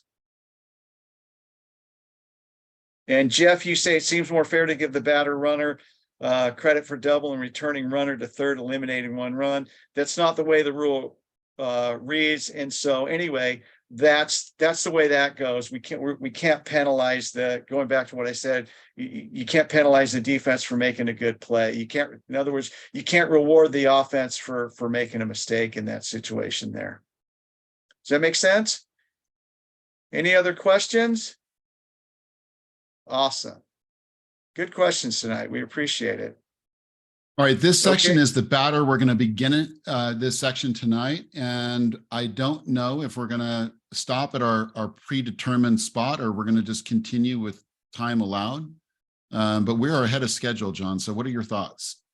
I think we'll go get as far as you can on the batter, because I think it's only 10 slides. So I think we can, I think we'll have time, cut them, have some time for discussion, some more questions at the end, and we'll be out of here before 9. So good game management, Dave. Thank you. All right. So there's a lot of verbiage on this slide, and I'm just going to ask you to maybe not read it, which might be odd. At this moment, don't read it, and then go study the rule book after this presentation. Really the purpose. Dave, Yes. before you go on, I do want, when you're done with that, I do want to comment about this slide. So before you move on, when you're done, let me say a few words about this rule. Okay. Thank you. So the purpose of this rule is to improve the pace of play. It is a league option to enforce this. However, if your league doesn't choose this option, then, and I believe this is majors only, minors and majors league option, right? But in all of the district tournaments, including TOC and our mid-season tournaments, we will be enforcing 1 foot in the batter's box. So if your league does not opt to implement this during the regular season, your coaches need to be aware that your players might be penalized for this because they're not prepared for it when they get into our mid-season tournaments and on after that through All-Stars. So umpires, please don't be sticklers on this. If a foot is a few inches out of the box and the batter's not delaying the game, this isn't the type of rule that you want to be using as a club. Our enforcement of this rule is really designed to prevent delays. If there's a couple different scenarios here where you need to look out for, because you probably aren't going to fully memorize all of the exceptions. The chance of a coach coming up and saying, well, what about exception 5 in rule 602C? You're probably not going to remember that, but you will remember that if the batter swings at all, they don't have to keep 1 foot in the box, right? And if the catcher doesn't catch it, then the batter doesn't have to keep 1 foot in the box. If the batter is forced out for any reason, because they're trying to get out of way of getting hit, they don't need to maintain 1 foot in the box. So those are the really important distinctions to look for. That's what you're going to start seeing. What you want to avoid is having a scenario where a batter takes a strike looking, and then the coach, third base coach, says, step out. And that batter walks 10 feet down the line and starts swinging the bat and taking, a long time and starting to delay the game. That's when you're going to provide a warning, and then the next one's a strike. Now, the penalties in minors and majors is different than the penalties at intermediate and up. We want to immediately call time and award the penalty in minors and majors. And for intermediate and up, we want to penalize, but the ball is still live. All right, I'm done. John, you want to add something to that? I do. And this is an often misunderstood rule, because a lot of people think that the batter has to keep a foot in the box at all times, and that is not true. And remember the purpose of the rule, like Dave alluded to, this is a pace of play, okay? Sometimes a gentle nudging of the player to get back in the box is better than calling a strike and then having a big delay because you're trying to explain to the coach exactly what you did. So you've always, believe it or not, umpires have always had this power to keep encourage the batters to stay in the box, but this just kind of spelled it out. So to piggyback on what Dave said, they pretty much have to keep 1 foot in the box on a called strike or a called ball. That's pretty much it. Any other time, they can come out. But again, it's a pace of play. So I encourage all of you to either look in your printed rule book or on your app. And if you go to 602C, there's a penalty. And at the bottom, it says penalty if the batter leaves the batter's box or delays play, and none of the blah, blah, blah exceptions apply. So it says, if the batter leaves the batter's box or delays play, change that word to and. Just change the word to and. So if the batter leaves the batter's box and delays play, then I maybe got an issue. But if I suppose you could have a scenario where 1 foot is in the box and the batter is just not getting back into position and is delaying the game, they're not protected by 1 foot in. Exactly. So remember, and just change that word from or to and it erases a lot of confusion, because again, it's a pace of play. And I've seen it. I've seen a big, long, protracted conversation over the kid not keeping a foot in the box. And it's like, well, what have you done? Instead of just saying, hey, get in the box, you've caused an unnecessary delay. So on that, he doesn't have to. It's not a mandatory throughout the entire at bat to keep 1 foot in the box. So it's kind of a misunderstood rule.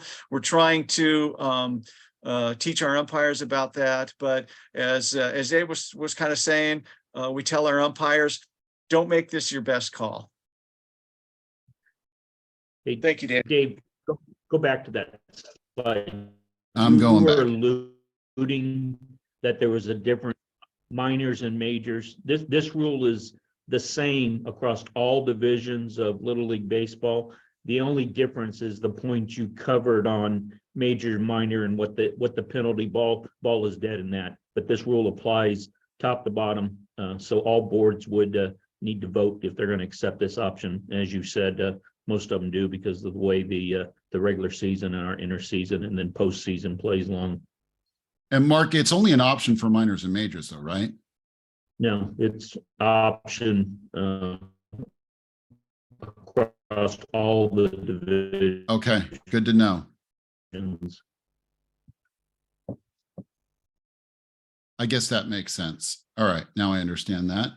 The batter's legal position shall be with both feet within the batter's box. This is a subject of considerable debate, and it's slightly different for when a batter is called out for 1 foot completely outside the batter's box on the ground when they hit the ball. So what we're talking about here is the legal position for them to be in the batter's box. Now, in example 1, they have a foot on the line and touching the plate. Now, if we were talking about making contact with the ball in this scenario, that would be a legal hit. But we are talking about the legal position. So they must be within the batter's box. Now, they can have a heel or a toe touching the line, but they cannot be crossing over the line. And you're going to start to see a lot of batters trying to crowd that plate and their feet hanging over the line. And you do not want to allow that.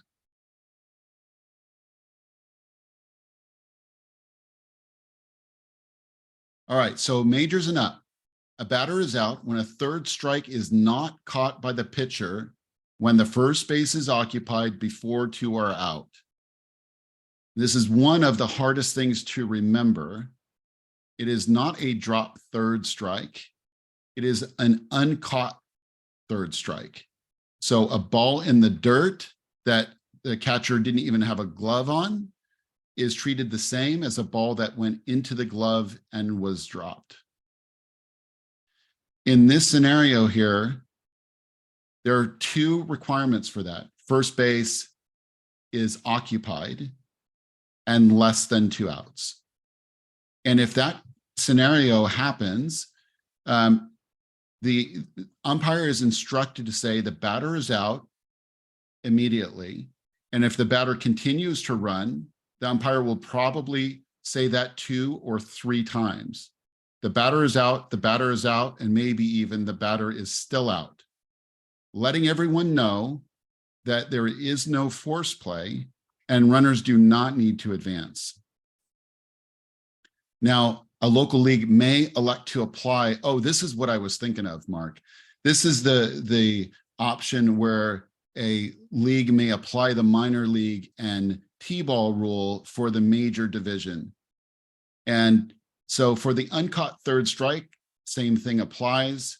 Our district midseason and postseason tournaments will be enforcing the uncaught third strike. And so it's probably in your league's best interest to use that same rule during the regular season. So I'm going to read this approved ruling. So majors and up, when a batter becomes a runner on a third strike that is not caught and starts for the bench The batter may advance to first base at any time before entering the dugout or any other dead ball area. So it's important to understand that they can realize after their entire dugout and coaches and managers are yelling at them to run to first, that they can change their mind and go to first and make it to first successfully until they step foot into a dead ball area.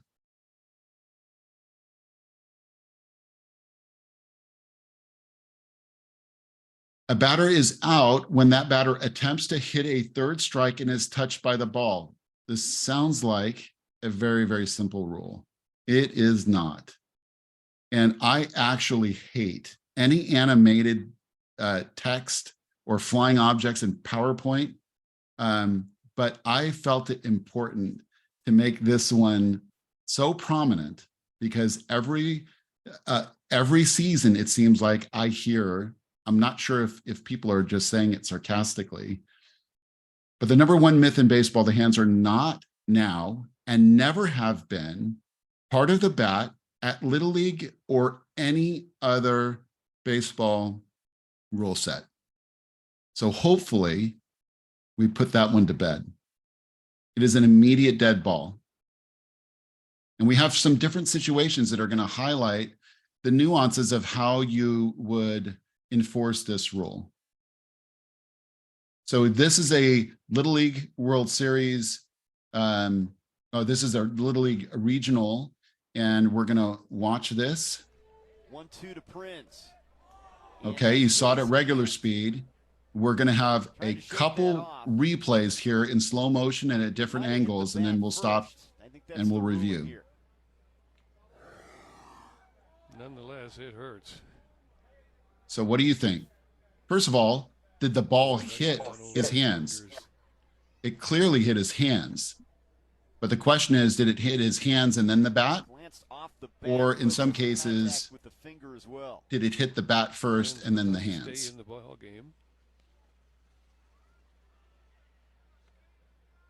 So for you umpires, usually the sound is a dead giveaway. Hit by pitch and he gets first base, or rather is hit the bat. So Dave, if you have to make a distinction on that particular play, if you deem that he swung the bat and it hit his hands first and then the bat, then that's a dead ball strike. Right. And if it's a third strike, he's out. In that case, if you deemed he swung and it hit the bat and then his hand, then that's a foul ball. So in this scenario here, and I think I was probably talking when we had that side angle, they went to review and they determined that the batter checked his swing and that it did contact his fingers before it hit the bat and was awarded first base. And actually there was somebody took his spot because he was injured in that play. Now we're going to watch another one. Like if he went. And see if I get this one to play. This is Dave, head of marketing at a catcher company about to use Grammarly to handle a tight deadline. To his teammates, he said it had no depth to it. It stayed straight. Oh, and that was not the right one. So well, maybe we want to see back. the ejection. I know, right? That did not hit his hands, by the way. And this just does not want to play no matter what I do. So sometimes PowerPoint just doesn't cooperate. In this example here, I'm just going to talk about it. And we might be able to see, oh, you know what? I might actually have this one bookmarked. So let me just see if I do. No, I don't. Darn it, that was a good one. So in this scenario here, the batter swung, tried to check, but didn't quite, and the ball hit him in the thigh on his back leg and was called out, and then ultimately started arguing and was ejected for that. I wish I had that video. I'll try and we'll play that first thing tomorrow if I can get it to work. So a batter is out when a fair ball touches said batter before touching a fielder. We talked about this before. This is an interference call. Actually, that was on a runner. So this is the distinction here, is that this is a batter.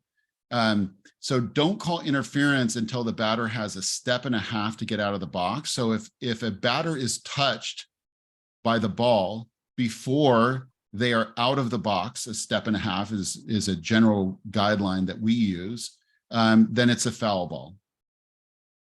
And then in G, after hitting or bunting a fair ball, the bat hits the ball a second time in fair territory.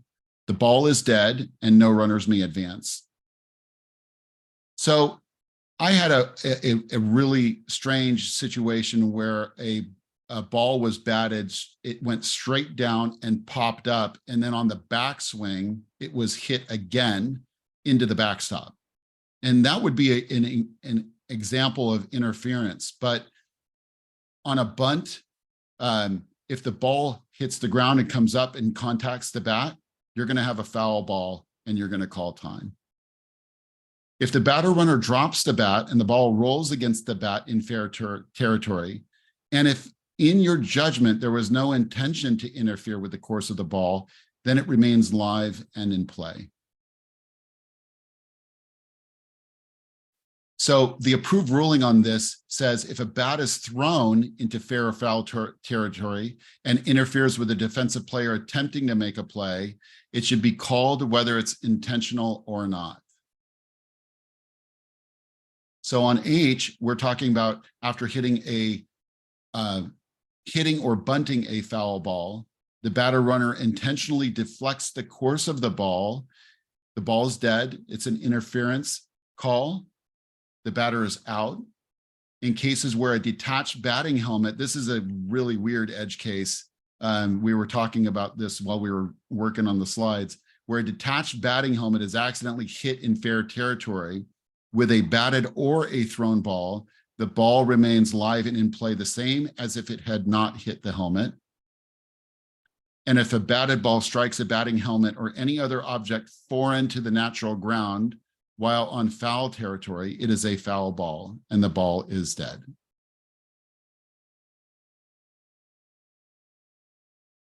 So a batter is out for illegal action when hitting the ball, this is what I was talking about earlier, hitting the ball with one or both feet on the ground entirely outside the batter's box. Now, you will have coaches and umpires that think that if any part of your foot is touching home plate, that they are out. And in other rule sets, that might be correct, but not in Little League.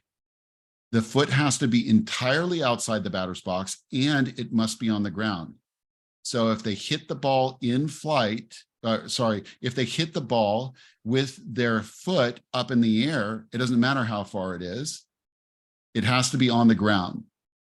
Now, it's important to understand that regardless of where the ball is hit, if it's hit fair or foul, the batter is out for illegal action. The ball is immediately dead and they're out. And if you call a batter out for having one foot completely out of the box and the ball is foul, be prepared to have a conversation with the coach because they are not going to agree with you. Dave, if I may add to this, are you done with that? Yeah. If I may add a little bit on that one. This is another one where we say, don't make this your bad call. The intent of this rule is to really get that obvious one, because as a plate umpire, if you're tracking the ball, watching the swing, you're almost never going to be able to see on a straight hit or anything like that if the batter's out of the box. Generally speaking, this is going to be when a left-handed batter maybe tries a drag bunt or something like that, and he's clearly stepping at, on top of the plate when the pitch is coming in. It's got to be super, super obvious, because I've watched a ton of videos on this, and generally speaking, most of the time they don't have their foot all the way out. So that's the spirit of the rule, is on the super obvious ones. And this is another one where you say, we just don't make this your best call. And I have had it. I've been on the field where umpires have called it, And I've also had it call on me in a game when I was a manager. So, so anyway, this is for the really obvious one.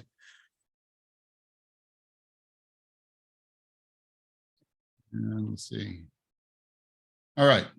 So a batter is out for illegal action when interfering with the catcher's fielding or throwing. So we were talking about this a little bit earlier when they failed to vacate a congested area. That's number 3. But they could also be out for stepping out of the batter's box. So these poor batters, they have to move out in some situations, but they can't move out in others. They need to know when it's okay for them to stay or go, and they're probably going to get it wrong. So you'll have batters stepping out, thinking that they're going to get out of the way of the catcher, but the catcher's actually behind them, and they step right into the path of the throw. The catcher then cannot throw because they stepped right in front of them, and the batter's out for interference and runners return. Batter is also out for making any other movement that hinders the catcher's actions at home plate or the catcher's attempt to play on a runner. I think that one's an obvious one. If they tangle up the catcher and they prevent the catcher from doing their job, they're going to be out for interference. And then John talked about the nuance and the judgment that you have to exercise when determining if a batter failed to make a reasonable effort to vacate the congested area. Now, it's important to understand that you still could have interference with a batter being in the box if they intentionally do something to get in the way of the throw. But simply standing there in the box with their bat on their shoulder, even if the ball is thrown directly into them, does not constitute interference. So the exception says batter is not out if any runner attempting to advance is retired, or if the runner trying to score is called out for batter's interference. And so this is the one case where interference isn't immediately dead. And John mentioned this earlier, but I'll restate it, that interference doesn't necessarily require contact. A throw in this situation, unlike a runner's lane violation, a throw doesn't have to be made, and the act does not need to be intentional. So a batter swinging hard and through, and on the backswing, stepping out across home plate, interfering with the catcher's ability to throw out a runner stealing from first to second, that would be batter's interference. That would be time, and then the runner would come back. And there's one additional situation where you could potentially have 2 outs there, because if the batter took strike 3 swinging and then interfered with the catcher's ability to throw down, batter would be out on strike 3, and R1 would be out on interference by teammate. So this is the penalty that we talked about earlier when we were talking about an illegal bat. And there's not a whole lot that we need to mention here because we already talked about it, except the timing. So if the infraction is discovered before the next player enters the batter's box following the turn at bat of the player who used the illegal bat. So that's the important thing. If it's discovered after the next play, then you really don't have this scenario. Actually, nothing happens unless, correct me if I'm wrong, John. No, that's correct. So the other thing that we may want to add is that runners must return if they advance on the play. And then in the penalty phase, we talked about most of these, but this also talks about repeat violations and the escalating penalties for the first violation and second violation. The tournament rules are a little bit different than regular season, but ultimately for the second violation in the regular season, the manager of the team will be ejected from the game. It's a little bit stricter, I think, in All-Stars. Am I right, John? Yeah, it's very strict in All-Stars. So this is one of those things where you don't want to make a mistake as an All-Star manager, because both the player and the manager are ejected in All-Stars for the first offense. So make sure you're not using any illegal bats. And if you are, hopefully, you don't get caught. But anyway, don't do it, because it's a very severe penalty. And remember, any ejection in Little League is a mandatory 1-game suspension, and there's no appeal on that. You get ejected from a game, it does not matter the reason. You will serve a 1-game suspension as either a manager, coach, or as a player. And it could be enhanced too. The local league or the district has the option of enhancing that, making a 2-game, 3, whatever suspension they decide. Okay, so we have Q&A. This was supposed to be the end of day 1. So we can either continue going and cover batting out of turn now, or we can do Q&A and then just end it early. Dave, let's do Q&A, and we'll just end it early. I don't want to get into batting out of turn, can sometimes take a little bit of time. It's a little complicated. So let's go to some questions, and we'll be happy to stay around a little bit longer if anyone wants to ask some more questions as well. We're here for you. So what do we got on the question front, John Evans? All right, here we go. First one. Since we're going into the batter, may we revisit the topic in minors majors about how to end a play? The pitcher needs to return to the mound. There's a lot of cat and mouse that seems outside of the spirit of the game that hinges on the pitcher being back on the mound. Okay, so I know exactly what scenario you're talking about, especially with R3 in minors. And yeah, it drives everyone crazy. I don't want to use the word I want to use, but drives everyone crazy. So there's no rule against that cat and mouse game, unfortunately. In my opinion, and this is just my opinion, it's just bad coaching, and you shouldn't have let it happen. Just if the kid's on third, let him stay. Just stay on third, play the game right. But what happens is you get this cat and mouse game, and in minors, a lot of the kids don't throw, and cats are not as developed. So you don't see it at the higher levels at all, because the kid will get out. So in this case, there's no rule about that. Like softball has the circle where you have to go once the pitcher's in the circle. But if you go back to the leaving early rule, this is about the only rule that could apply in this situation, where if the pitcher's on the mound with the ball and the catcher's ready to receive the ball, the runner can't leave early. So in that situation, it's almost better just to pitch the ball. If he's off the base, pitch the ball. Then you've got a potential leaving early violation.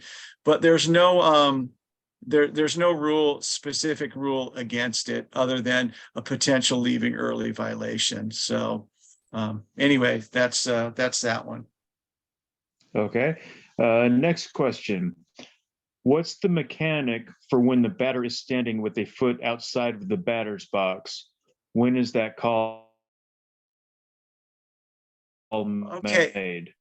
When is that call made? Okay, so there is no penalty for prior to the pitch. There is no penalty for the batter being standing with a foot outside of the batter's box. Okay, so if you're talking about the start of a pitch, the start of an at-bat, if he's got a foot clearly out and the pitch hasn't been thrown yet, say he just steps in there at the start of his at-bat and he's got a foot, maybe his right-handed batter, his right foot is way behind there. It's just, you just basically call time, make sure the pitcher doesn't pitch, and you tell him that it's basically don't do that. So you tell the batter that he needs to have both feet within the confines of the box. Now, it's hard to know, especially on many fields, maybe the fourth game on a Saturday where there's no more box. So you're just going to have to be within reason on that. And a lot of it is you just kind of ignore it. If you don't think he's gaining any advantage, like anything like that, then you just let it go, because it's very difficult to tell exactly where the lines are. You can tell a little easier how, the line is what I think on the small diamond is 4 inches away from the plate and 6 on the big diamond, if I recall correctly. So that you can kind of gauge, but there's no penalty. It's a don't do that. If he has if you're talking about hitting a ball, fair or foul with 1 foot completely outside of the box, that's just a time. Yeah, that's an immediate dead time. And you say something like, batter's out of the box or something, and then call them out, and then return all runners to their time of pitch base, if any. So that's how you would do that. I hope I'm answering that question, Nate. All right. So next one, bases loaded with 2 outs and third strike is not caught. What are different ways defense can get the third out? So bases loaded with 2 outs and third strike uncaught. So it is a third strike uncaught situation. So in that particular play, it's bases loaded. So you have potential force plays now because the batter has become a runner. So all other runners are forced to advance. So the catcher could step on third. Or excuse me, catcher could step on home. The catcher could throw to first base, or the catcher could throw to any other base and retire a runner, and that would be a force play. So those are the ways that I can think of on that particular play to get that third out. Dave, do you have anything else on that? That's exactly what I would have had. Yeah. John, so you could tag the runner. You could tag the batter runner. You could, once the batter runner enters dead ball territory, leaves the field of play, you'd gain the third out. So if a runner from third scores, batter goes in the dugout, you wipe the third run off the board, and the batter's out before that third run scores. Are 2 additional ways you could go. You could also, being as the runners lost the right to occupy a base, you could tag any of the runners on the bases too. Right. Yeah. So there's a number of different ways to get that third out on there. But remember, generally speaking, in that play, all of those outs are going to be a force out. So that regardless if R3 touches home or not before the out is made, it's still a force out. And so that run's not going to score. Right. Easy way managers, just tag the plate. Have the catcher step on the plate. And that can be accidental too. We talk about appeal plays have to be unmistakable. That is not an appeal play. So even if the catcher picks up the ball and inadvertently steps on the plate and doesn't even know what he's doing, that's still an out. Okay, I have a question myself in that line of uncaught third strike. Batter goes towards the dugout, is almost in the dugout, but does not enter dead ball territory. He is now told he starts running for first. Where does the runner's lane violation come in? Possibly there, because he's not going to be close to the running lane. Well, in that case, yeah, he's going to be in jeopardy of interfering, because he's not going to be able to, more than likely not going to be able to have any protection from the runner's lane, because more than likely he won't enter it at the 30-foot mark and run within the confines of the runner's lane. So in that particular play, he almost certainly will be liable for runner's lane violation and almost in any situation. But remember, he has to interfere, and the ball has to be thrown, and it has to be a quality throw as well too. Okay. All right. Then the question is dealing with the video on the check swing. He checked to swing. It hit his hand. Third strike, should be out, not get first. So in that situation, he checked his swing. So the umpires ruled that he did not swing. So it was not a swing attempt. So in that particular case, it was not considered a swing. So it hit his hand. And then that would be basically a hit by pitch. So he would be awarded first base. But if he had been deemed to have attempted a swing, then it would be a dead ball strike. Correct. Yeah. So or if it hit him in the strike zone. Or if hit him in a strike zone as well too. But in that case, if they said he didn't check his swing, then that would be he's tried to strike at the ball, it hit his hands first, and then that would be a dead ball strike. And I believe that was the count was 1-2, so that would be the third out. And then remember on that play, the ball's immediately dead, so no other runners can advance. So you got to put, if any runners do advance, you got to put them back to their time of pitch base. Yeah, Andy made a good comment. You know, when I was watching that at full speed, I was assuming that was a strike, but they have the, additional resources at their disposal for regional and World Series games, and they have multiple camera angles and review to be able to make those determinations. And they felt pretty confident in saying that he was hit by a pitch. Yeah, and at the regional level is where as well too, like Dave said, you have the luxury of doing that, and sometimes Little League will make decisions for you contrary to the rules sometimes. And if you watch the Northwest Regional Championship game this last year in 2022, you'll see exactly what I mean by that. So yeah. But again, that's a good point. If you think it was in the strike zone, then you're going to call that a strike, whether or not he's offered at the pitch or not. Okay, one more question just came in. How hard does a batter have to try to avoid a pitch? Okay. In that case, I believe I don't have the verbiage right in front of me, but in Little League Baseball, it says something to the effect of you've got to make an attempt to some rule sets say that you can't permit, I believe high school says you can't permit the ball to hit. Maybe someone can pull up that verbiage, but it's something that he has to make an attempt. So and there are some nuances to that as well too, depending on the age level. So sometimes by virtue of just standing in the box, if they don't move, it still can be a hit by pitch because it depends on the level. Sometimes the kids freeze.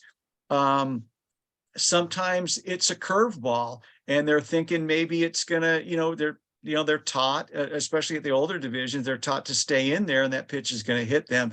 So what you're looking for is an attempt to try and get hit by the ball. And you'll see that in the older divisions, especially on a slow curve that doesn't break, they'll kind of stick their elbow out or their arm or something like that. There's many examples online on YouTube of pitchers doing that.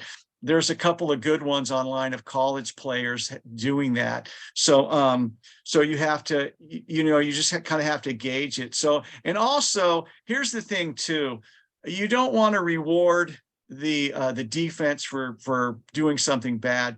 So if he throws a ball, say a fastball, and it's in the middle of the batter's box and just drills the kid, well, you're not going to, even if the kid doesn't move, you're going to award him first. You're never going to say, oh, you didn't make an attempt to move or something like that.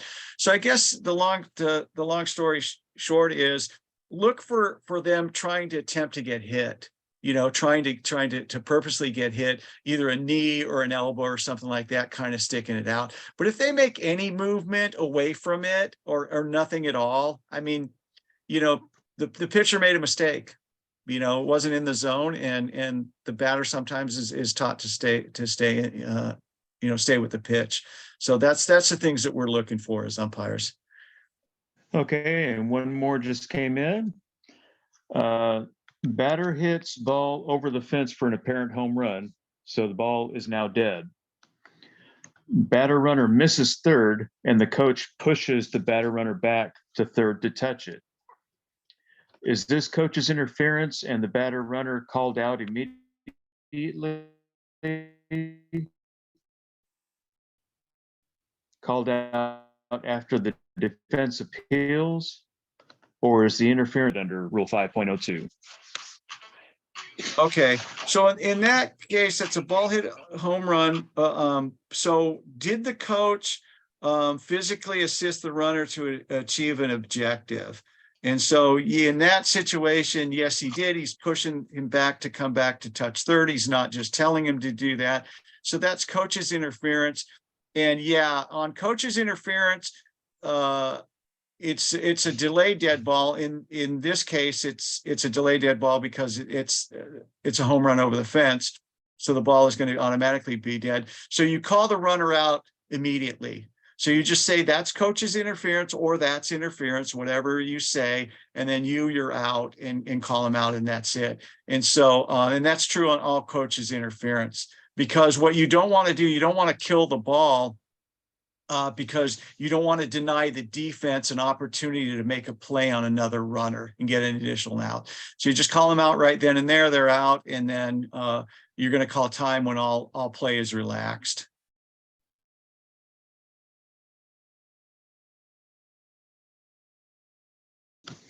Well, in this situation, oh, go ahead. I see. Yeah. Unless Robin Air 6.08B, he typed that in. Unless the batter makes no attempt to avoid being touched by the ball. And sometimes, again, it goes back to what I said. Sometimes freezing or something like that. You're not going to keep the kid in the box on something like that. And remember, if the pitcher makes a throw way behind him or right down the middle of the box or something like that, again, don't reward the pitcher for making a mistake. Sometimes, again, you have to kind of gauge the level of it. But by virtue of them just standing there and not moving, that's not an automatic, I'm not going to award you the base. So generally speaking, the kid gets drilled and he didn't make an attempt to try to get hit by the ball, I'm awarding first base on that. He's getting first base.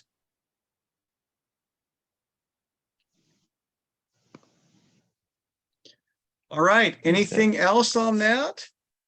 Any other questions? Well, we had a lot of great questions. Thank you all for that. Appreciate you guys spending the time with us tonight. Hope you guys learned something. There were a lot of good questions. We really appreciate that. We always enjoy answering questions. That's how everybody learns. So we appreciate that. Thanks to the staff and to the presenters tonight. We appreciate you guys being here, and we'll be back same time tomorrow. If anyone has any other questions they want to ask in person, we'll stay on the line a little bit and you can unmute yourself and ask the questions if you like. But other than that, have a great night. Thanks again. I really appreciate you guys coming out and spending your time with us to learn something and improve your league. So we'll be back here tomorrow night. We've got an additional presenter tomorrow night. Mark Beal is going to talk about batting out of turn. And we've got some other stuff, some more videos and more fun for tomorrow. Talk about a little bit about ejections and some game management as well, too.